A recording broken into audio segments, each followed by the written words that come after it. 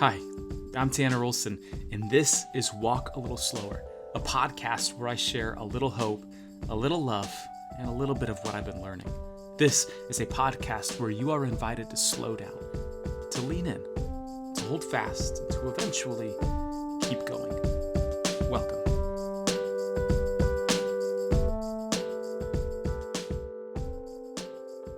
Before we get into today's episode, I wanted to say thank you for listening and for sharing this podcast with your friends and your online community. It means so much when I see you share it and tag it on Facebook and Instagram and Twitter.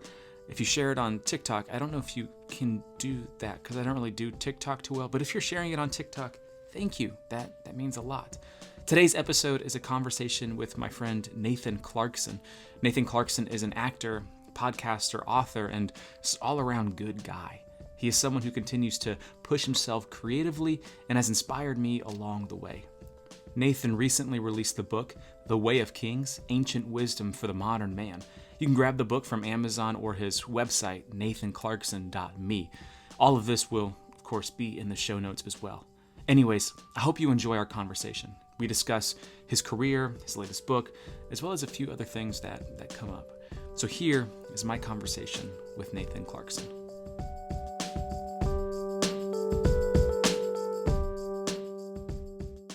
I think I say this every time I do like an interview. I don't know how to start a podcast. You know, like you just kind of go into it. You just kind of walk into it. Yeah, it's just, and I'm not a person who likes just to like walk into something unknown. I like to have like the plan and the idea. But With this, we're just going to walk right into it. But I'm excited to talk with you today, to have a recorded conversation with you today, because you released a brand new book called The Way of Kings, and we'll talk about that in a little bit. But for those of you who don't know who you are, Nathan, what would you like for us to know about you? Or how do you introduce yourself at a party? Oh, that's a good question. I like that.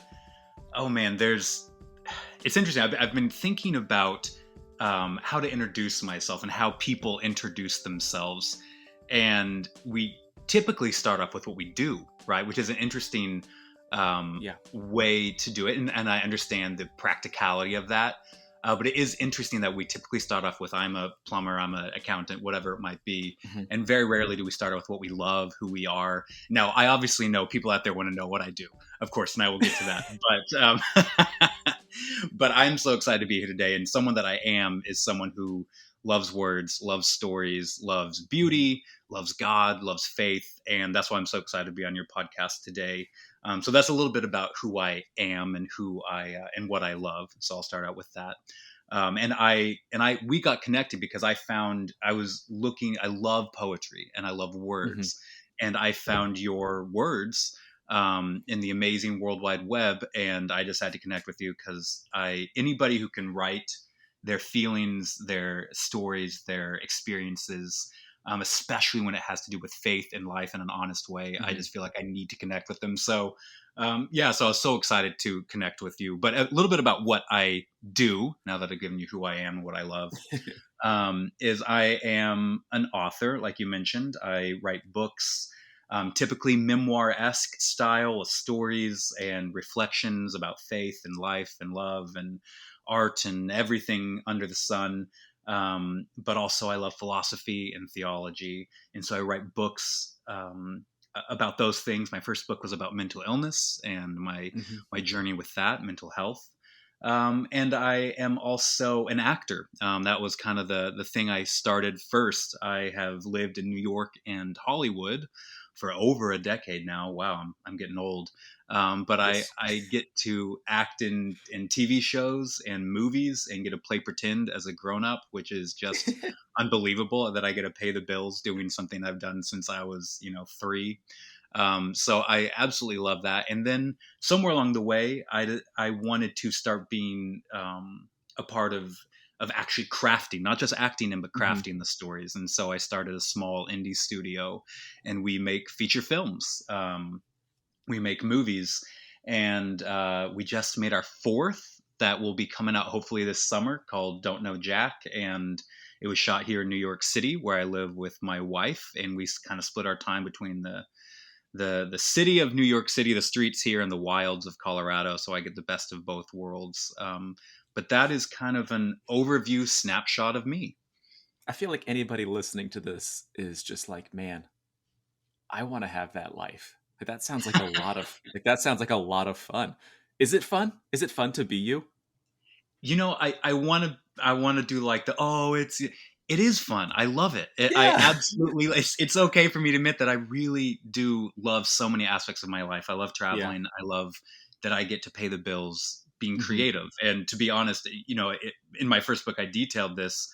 I have so many learning disabilities and mental Hmm. illnesses that this was pretty much the only option for me. Like I wasn't able to get to even I didn't even go to college. So Hmm. my only basically very early on I had one option, and that was to live the creative life, and I absolutely love it. But I will say it is incredibly as you know well, it is hard, it is difficult, it's scary. Sometimes you can wallow and walk for Hmm. years without Yeah. seeing the fruits of your work, but ultimately it's been such a rewarding journey. So I absolutely love my life, even with its very heavy difficulties that I'm sure you know well as well. Oh, yes. I completely resonate with that where it's like, well, this is really the only thing that I can do. And I think sometimes it's people are pretty quick to glorify the people who do things for other people, like creating art or Mm, acting or writing, and they're like, that must be so incredibly and so cool. And like, yeah, like it is, but I'm also like not able to do a lot of the other things that you're able to do because of the way that I was created. Like this is yes. what I was created for in it. And I was, it's interesting. I was getting onto an airplane like a year or so ago. And you know how like you get on the airplane and you're just kind of like standing there waiting for the line to move, but you can like see all the people and they're having conversations. And I stopped next to this older guy and he was talking to this younger person. And I didn't hear the first part of the conversation and I didn't know who they were. But the guy said something along the lines of like, well, the reason my life is so interesting, it's only because it's different from what you do. Because it's like, Mm, it's not this is just like the life that I live. And I feel that with what I do, because sometimes people will say, oh, it's so cool that you get to do this. And it's true, it really is. But like this is this is what I was created to do, and it's different from what you're doing, but it all matters. And I think that's the yes, thing that we sometimes forget is like it what you do, it matters. Um, absolutely. Yeah, there's a chapter in my new book called "The Crown and the Cross," and mm, basically the concept is that with every crown we put on, every role we take on as king, every glory and great role we get to step into also comes with a cross. So every crown we wear comes with a cross, mhm, and that's what I've found in almost everyone's life. There's a lot of grass is greener now, especially with social media, and look at the lives they get to live. And mhm. the more I've gotten to know people, especially people who live different kinds of lives than me, I find, and ones that I can find myself being jealous of, the structured life, a life of security. And Oh, the more I've yes, gotten to know, the magic yep. S word is security. Oh my gosh. But I've envied that in my life as an artist because I Mhm. don't know where my next paycheck is coming from, or it's all on Right. my shoulders. And so that's an enviable thing, or desirable thing, to have Mhm. that structure. And I find that everyone, no matter what your life is, has a tendency to glorify the things that are different than them. But every single life comes with both a crown, it comes with blessing, Mhm. and a cross, something that's going to be Mhm. difficult and full of struggle. And that is true with the 9 to 5, and that is true with the total creative life. That there's both beautiful and difficulty wrapped up in Mhm. every single kind of life story. Mhm. I love that. Which I feel like in every podcast I've ever listened to, someone's like, "Ooh, I love that." But I genuinely really do love what you just said. Anyways, I can remember the day that you followed me on Instagram, which sounds kind of weird, but it Wow. was I think it was I'm pretty sure. Have a terrible memory, but it was during the pandemic Yep. and my wife and I we were watching every TV show because it was the pandemic, and we were watching Community, and I was Yes. like, and so you followed me, and so I did the thing where I lurk who you are on the internet, and IMDb came up, and you had a very small role in an Yep. episode of Community, and I thought that was the coolest thing. Uh, can you tell me about being on the set of Community? Was it fun? Oh my gosh, that's so funny. That was my very first Was it real role. Like because awesome? I Yeah. worked for years as the way I made money when I first moved to LA was to be a Hmm. background extra. I was Oh willing to yeah. I just wanted to be on set, even if it Hmm. was just a blur in the background. And I remember getting the call and it says you actually have a real title for your role, and the title was surprised student. And so but I was ecstatic because I'd moved to Hmm. LA with big dreams and I'd finally Yep. gotten a real role. At that point, no one really knew what the show was. It hadn't reached its audience yet, but it didn't matter. I was Yeah. going to be on a TV show with a quote unquote role. But they built this set. The what you see in the scene is me sitting in a classroom and something going by the window. I won't, no spoilers, although it's been out for a Yes. while. Something go by the window, and I turn to a student next to me and I say, "Look." You can't even hear my line because the music is so loud, but it doesn't matter.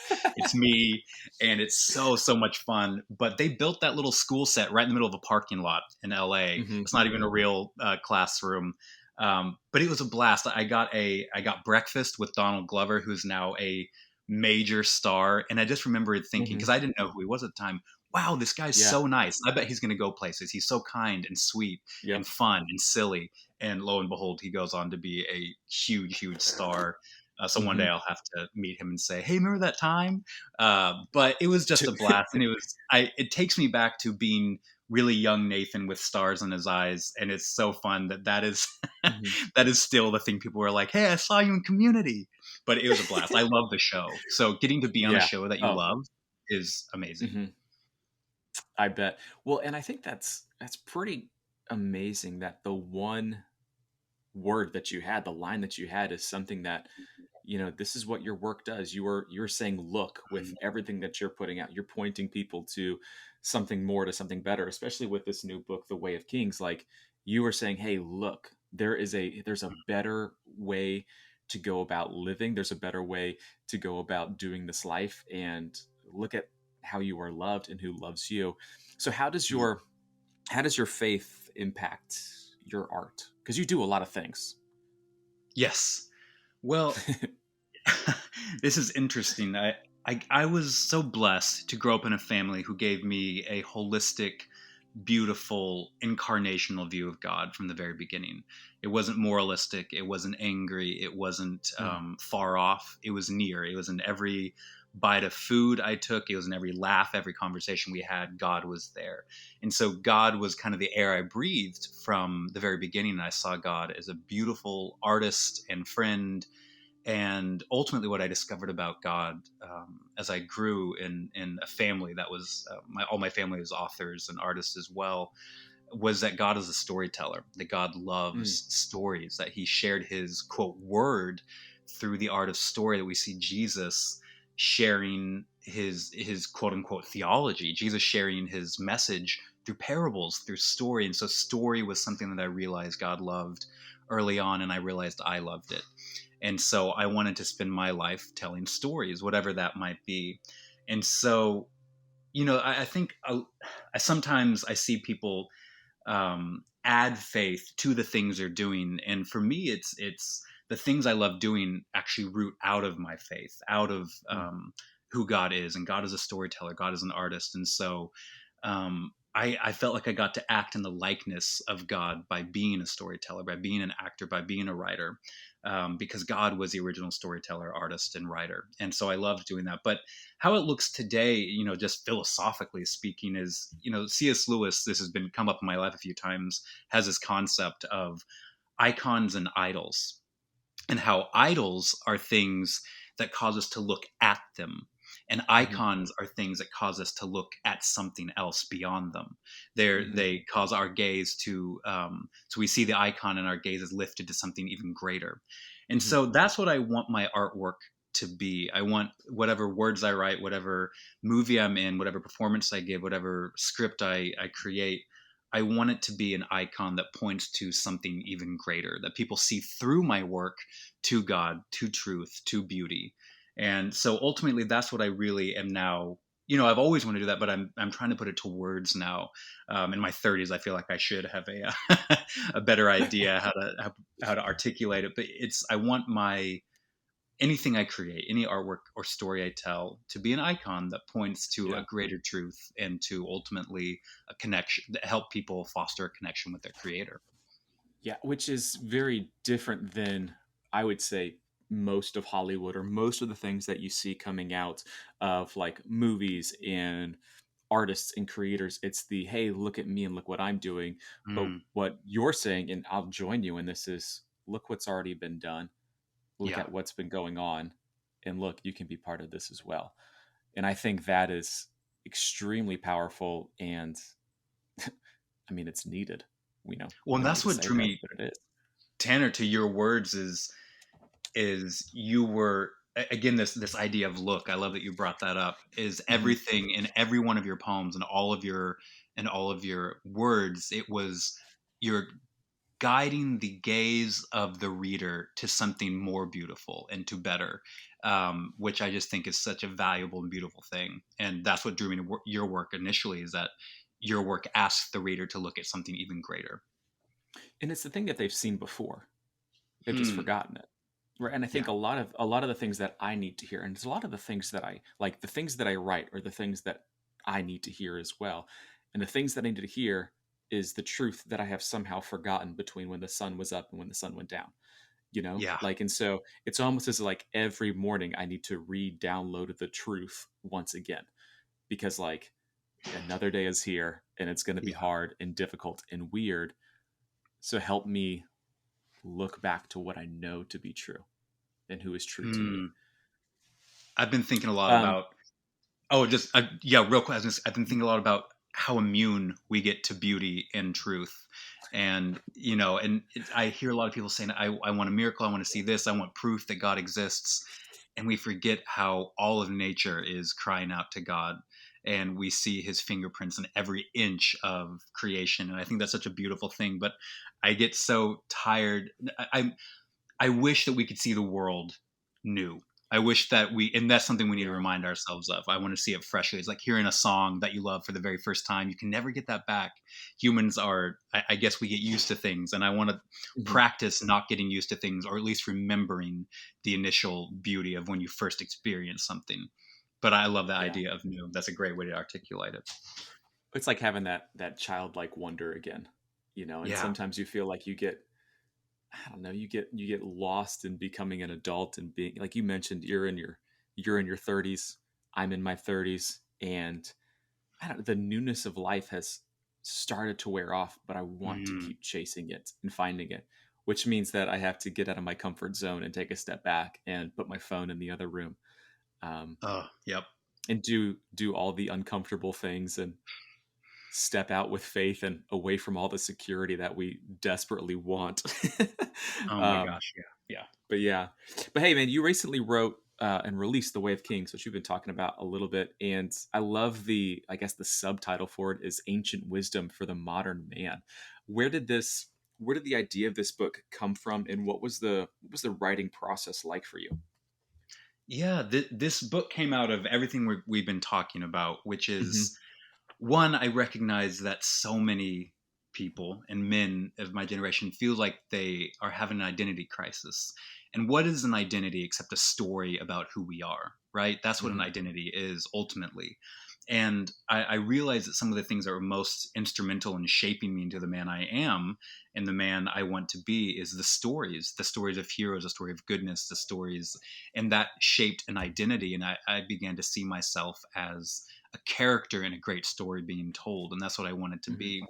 And so this came out of I wanted to draw my own gaze as well as any of the reader's gaze back to this idea of you are a character in a story. You are a king. God has entrusted you a Mm. great story to tell with your life, and you have been cast in this story. But I wanted it to be a practical book that kind of just looked at how do we step into seeing ourselves as a king, as royalty, as people who have influence and ability and calling in this world, but ultimately who are part of a great story that God is telling. And so the Way of Kings is about a practical ways of how to step into that belief about yourself. And, it goes through everything from wisdom and friendship and sexuality and relationship and desire and fear and doubt and responsibility, all the things that we all face on a practical level every day, and trying to see those through the context of the choices we make around them, and how to see those in the context of a story, and how to own that identity, and accepting the identity of king, and how that will shape and affect every choice we make around all these things in our life. But it's letters. It's 40 chapters. I have ADHD. I have a really Wait, hard time what? reading. Yep. You have ADHD? I do. Oh yeah, plenty of it. And I have such a hard time reading for long periods of time. So I was like, I want to write a book for guys like me who are either busy or don't, or have families, or don't have a ton Yes. of time to spend reading for 3 hours, but they just want something graspable, and like we said in a podcast last time, that they can take and put Mhm. in their pocket. And Yes. so it's 40 small chapters, kind of in letter format, and Mhm. it asks questions, offers you a Bible verse, and gives you a king tip, something practical Mhm. you can take in your life, whether that's a workout plan, a book list, how to ask a girl out, a travel, list, but just things like that. So it was something I wanted to make it practical Yeah. and digestible. But yeah, I Yeah. loved writing. It was so much fun. Well, I started clapping when you said I want to write something with shorter chapters because those are the kind of books that I have a hard time reading books with chapters more than like 5 or 6 pages, and I think that's one of the Yes. reasons why I write poetry or short Mm, pieces of thought, is because like that's what I can handle. And sometimes when I would yep. read longer books with chapters, and I would just be like, well, just tell me what I need to know. Like, just give me the good part, right? And I think like that this book that you've written here, like it does a really good job of that. It offers something helpful and important, especially for, man, this looks like a book that I wish I had read when I was 13, 14 years old. Now, Yeah. I know this isn't just for like 13 and 14-year-old boys. It is for more than that. But like, even looking through, I was like, man, I would have loved to have known that then. Um, Yes. Yeah. I but was writing this to young Nathan, really, to be yeah, honest. yeah. hmm I bet. I want to pull out, and I just flipped to this. It's the second to last chapter, chapter 39. It says, "Follow your skills, not your dreams." Can you talk about Hmm. that just a little bit? Yeah, this is a tough one, but hmm it's something that Because it goes against everything that people say. Like it's like follow your heart, follow yeah, your dreams, and it's like, okay, but you yes. know, It's for me it was something, it's been hard learned because there are things I've wanted to do in life. There are things I wished I could do. There are people I wish I could be, and mm, ultimately, in my interactions with God, He kept on taking me back to, that's great for them, but I made you specifically. I mm, made you with skills. I gave you the particular family. Your particular story has led you to have these particular skills, these abilities, and because of that, you have your own particular story to tell. And so this is something I found that me and my friends have been talking about, and it's been very, very helpful for us. In hmm it's hard to say, don't follow your dreams, but yeah, what I'd add to that is don't follow your dreams, follow your skills, and make your skills, the things you're good at, the things that you excel at, that God has created you to do, make those your dreams, hmm whatever those might be. It doesn't have to look like anything you've seen before. It doesn't have to look like anyone else. But for me, I've seen a lot of people resist the things that they have been created to do in exchange for another person's dream. They want to have this, they want to have that. And to me, I believe that we were created intentionally, and our families and our upbringing, our surroundings have all shaped us in a way that we have particular perspective and ability in the world that God can use if we accept our quote unquote skills and allow those to dictate our calling. So that's something that's really helpful for me, and I find that I hope other people can celebrate their own particular dreams and skills and create dreams out of those, because ultimately yeah. God has given those abilities and desires and skills to you. Well, I think you, and at the end of this chapter, and people are gonna have to get the book. Um, that's marketing right there for you. I got you, buddy. But like, I mean, you ask 12 really good questions, and there's just a couple that are, it's like, what are you good at? Like, Hmm. asking that to somebody now, or to somebody who's in middle school or high school, like that can be a really tough question, because I think a lot of times people don't want to say what they're good at. They just want Interesting. to, they kind of want to fly. At least this maybe is from where I came from, is I just wanted to fly underneath the radar and just kind of figure Mm, something out. But to have that, and this is a lot of what this book is there's intentionality behind it. And I know that can be a buzzword, but it's true here, right? Like there is intentionality behind you focusing on who God created you to be, and then having the people around you who can speak that truth into your life. yeah. It wasn't until I was 23, 24 years old until somebody told me like, "Hey, you are good at writing poetry." And Hmm. that changed, well, everything for me, right? And so when you have those people around you who can say, here's who you are, like, do you know that, do you know that you're good at this, do you know that this is how you make me feel, like this is what you're bringing to the world. And I think sometimes people are so consumed and confused by what's happening around them, or by the lives of the people around them and what they're doing, Yeah. they don't give time to see who God created them to be, not who he didn't create them to be, but who he created them to be. So I'm Yeah. excited. I'm excited for people to get this book in their hands. Where can they find the book, Nathan? They can find it anywhere books are sold. Amazon. I was going to say Borders, but I think Borders is gone. I haven't seen one in a while. But anywhere books are sold, I you think can it's gone. find one. Yeah, I miss Borders, man. That was my favorite. Sitting in that cafe reading. But you can get it anywhere. You can also find it on my website at nathanclarkson.me.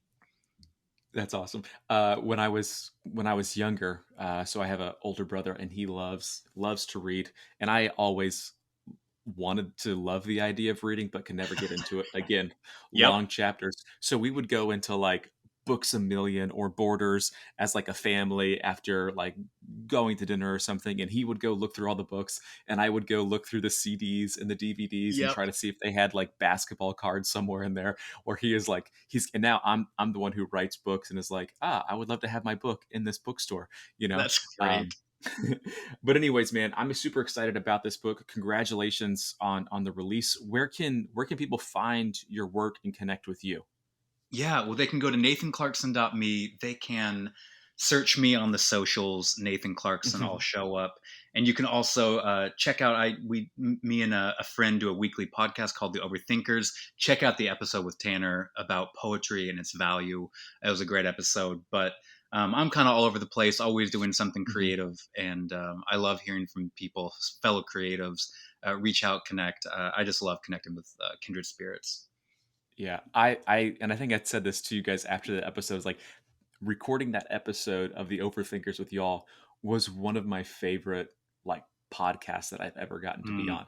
It was a lot of fun. I think I point people to it all the time. We've Um, gotten such but good feedback. it's a People great love it. show. Yeah, it's a great show, and you guys do a fantastic job with it. So if you're looking for another podcast to listen to, check out The Overthinkers. And I'll have all of this in the show notes as well. But Nathan, to close us out, will you share a poem with us? I absolutely will. And it's funny, I picked one out before I even knew where our conversation um, was going today. And, we had spoken a little bit earlier about kind of the idea that we get tired of things, that we're tired of life, that it doesn't seem new, right? Hmm. And so I picked a poem. One second, I'm pulling it up. That I had no idea this is where the conversation was going to lead, but I'm so happy that I did, because it's all about that. It's all about feeling weary of the world, like there's nothing new left, and ultimately at the very end of that, finding God say, no, there is something beautiful and new waiting if you hold on. But working through those emotions of feeling like there is nothing left, that we've seen it all, Yeah. we've done it all, and that the world is a dreary and dim place. But God is the someone who makes everything new, that He makes all things fresh and new, and having those childlike eyes. So this came out of a time, as written in the pandemic, when I felt like the world was old and done, and it was a weary time, a time of depression. But ultimately, God met me at the end of that. So this is the poem. I'm weary of everything. I have experienced it all. It feels like there's nothing new to discover, nothing fresh at all. Nothing unknown to experience, to find, to taste, to see. I have seen the mountains touch the sky and ridden waves among the sea. I have survived the ugly places and held the beautiful things. I had ventured to the wild west and made my home inside the east. I have stared into a lover's eyes and seen them stare back into mine. I have walked alone for miles of years and with a brother at my side. I have seen a season where my dreams came true and felt the spark of fame, and I have known the life of solitude where no one knew my name. Alexander wept when he looked out, for there were no more worlds to conquer, and I'm worried that he was right and that I shouldn't even bother. But another man said something else and swore on his life that it was true, that he is the maker of everything and he's making all things new. Dang.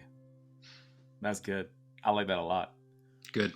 I hope beautiful. that could, because I feel like this is something that so many people I know are experiencing.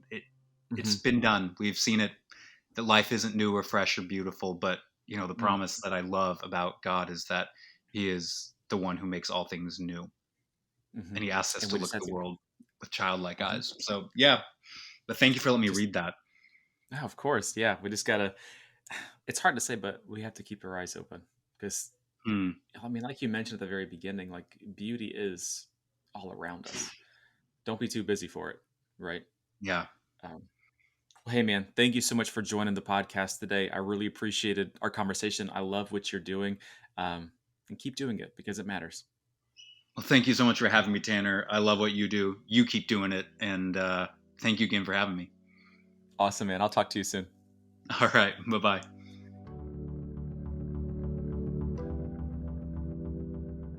Thanks for listening to this episode of Walk a Little Slower. Huge thanks to Nathan Clarkson for joining me for this episode. Again, you can learn all about him with the links in the show notes. Go ahead and check out his latest book. It is wonderful. If you have a question or you want me to discuss something on the podcast, or you know of someone that you think would be a great fit to be interviewed for the podcast, go ahead and send me a message at writtentospeak@gmail.com. If you'd like to support this podcast and my ministry, please visit patreon.com/writtentospeak to become a patron. Your monthly donation allows me to spread hope and to announce love through written and spoken word, just like this podcast. And on my Patreon, you'll also get some writings that people have not seen anywhere else. You'll hear all the inside scoop and things that are coming up that I don't share online. So anyways, go ahead, check out my Patreon. I'd love for you to join me and to join our community there. Well, that'll do it for this episode of Walk a Little Slower. Again, thank you so much for joining me. Here is to walking a little slower.